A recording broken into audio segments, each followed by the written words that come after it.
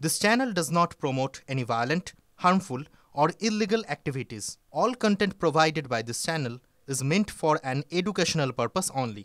নাবালিকা নিখোঁজের তদন্তে আনা হলো স্নিফার ডগ স্কোয়াড নিয়ে এলাকায় তল্লাশি পুলিশের। স্নিফার ডগ নিয়ে প্রথমে অভিযুক্তের বাড়িতে যায় পুলিশ, আর সেখান থেকেই নাবালিকার বাড়িতে যান তদন্তকারীরা। এলাকার একটা স্কুলের পেছনে পুকুর পাড়ে গিয়ে দাঁড়িয়ে পড়ে স্নিফার ডগটি। ওই এলাকায় তল্লাশি চালাচ্ছে পুলিশ। মঙ্গলবার বিকেল থেকে নিখোঁজ কানাইপুরের বছর 13-র বিশেষ ক্ষমতা সম্পন্ন এক কিশোরী। প্রতিবেশী যুবক তাকে বাড়ি থেকে ডেকে নিয়ে যায় বলে অভিযোগ ওঠে। ওই যুবক মদ্যপ অবস্থায় বলে ফেলে যে সে কিশোরীকে মেরে পুঁতে দিয়েছে। তারপর থেকেই বেপাত্তা ওই যুবক। ডগ স্কোয়াড একটা নিয়ে এসেছি, স্নিফার ডগ, তাকে দিয়ে খোঁজা হচ্ছে। দেখতেই পাচ্ছেন বৃষ্টি বাদলা আর কি নেমেছে, আবার পিছনে দুদিন বৃষ্টি হয়েছে, তাও চেষ্টা করছে।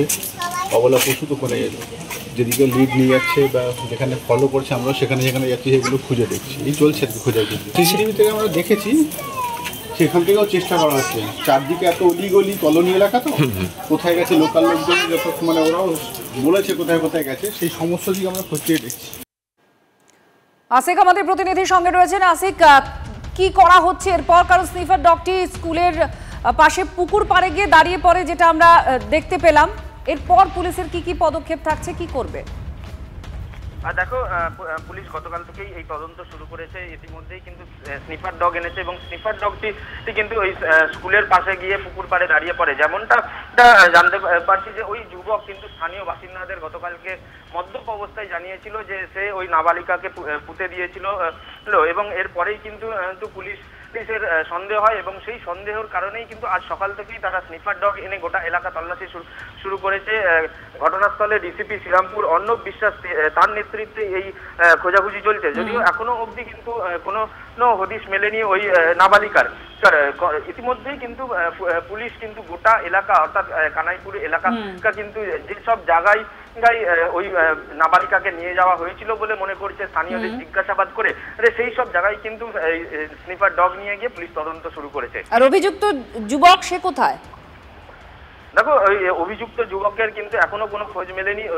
তার খোঁজেও কিন্তু ইতিমধ্যেই পুলিশ বিভিন্ন জায়গায় তল্লাশি চালাচ্ছে, এমনটাই কিন্তু পুলিশ সূত্রে আমরা জানতে পারছি। ধন্যবাদ। চন্দননগরে এক মর্মান্তিক ঘটনা। একই পরিবারের 3 জনের রহস্য মৃত্যু এবং অনুমান করা হচ্ছে স্ত্রী মেয়েকে খুন করে স্বামী আত্মঘাতী হয়েছে। মৃতের নাম বাবলু ঘোষ, প্রতিমা ঘোষ আর পৌশালী ঘোষ। প্রতিবেশীদের থেকে খবর পেয়ে দেহ উদ্ধার করে পুলিশ। বাজারে লক্ষাধিক টাকার ঋণ ছিল ব্যবসায়ী বাবলুর। মানসিক অবসাদ থেকে স্ত্রী আর মেয়েকে খুন করে তিনি আত্মঘাতী হন বলে অনুমান পুলিশের। এই ছেলেটাকে আমরা বহু বছর ধরে দেখেছি, খুব শান্তশিষ্ট ছিল। ও যে এরকম ভাবে করে ফেলবে এটা কেউ স্বপ্নও ভাবতে পারেনি। এবং আমরা পাড়া প্রতিবেশী এটা আলোচনা করছি যে দিনা তো অনেকেরই হয়, ব্যবসা করতে গেলে বা সংসার চালাতে গেলে দিনা হয়। তার জন্য যে এরকম সুসাইড করবে, বিশেষ করে মেয়েটাকে মেরে দিয়েছে, এটা সবার মনে একটা খুব প্রচন্ড আঘাত করেছে আর কি।